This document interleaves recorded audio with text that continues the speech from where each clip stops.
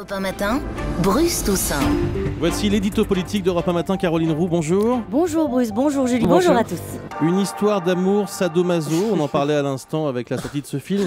Y a-t-il un rapport avec... Aucun. Non, avec la chronique qui suit. Et pourtant, nous allons parler de François Fillon et de Jean-François Copé, qui se sont entretenus hier soir. Pas de porte qui claque pour l'instant, le vaudeville n'a pas recommencé. Est-ce que l'accord est en bonne voie? Est-ce qu'ils vont s'entendre? S'entendre non, cohabiter oui, c'est le paradoxe. Les deux familles, les Copé et les Fillon, vont devoir vivre sous le même toit à l'UMP et préparent leur coexistence comme un divorce. On se répartit pas les petites cuillères, mais les postes, non pas pour déménager chacun de son côté, mais pour préparer un voisinage pacifique. Les deux ténors ont laissé des plumes dans la bataille, ils savent bien qu'ils sont condamnés à boucler un accord. Alors ils élaborent un organigramme avec des responsabilités partagées, des fonctions doublées, un texte qui sera sans doute aussi précis et détaillé que le Code du travail. Mais au fond, peu importe, ce chantier-là est secondaire par rapport à celui qu'ils ont à mener.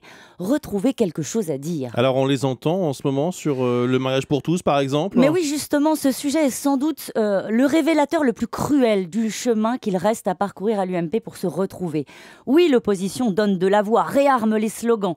Mais pour dire quoi ? Quel est le discours de la droite sur la famille? Le parti est divisé. Il y a ceux qui défileront, ceux qui ont piscine et ceux qui revendiquent leur absence des défilés pour ne pas se laisser caricaturer dans la catégorie ringard.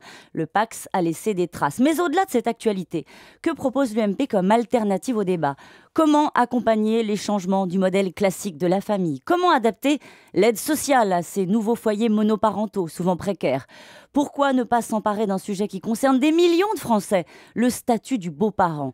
Le chantier est là. Refonder un socle idéologique, ne pas recycler, oser, tout reste à faire. On peut aussi dire qu'après une défaite, il faut reconstruire la maison et puis après un projet. Bien sûr, jusqu'à l'élection du prochain président de l'UMP, il ne faut sans doute pas attendre la grande foire aux idées. Pour l'instant, la droite peut tranquillement se laisser porter par une vague inédite, celle d'un président qui atteint un sommet d'impopularité en 7 mois.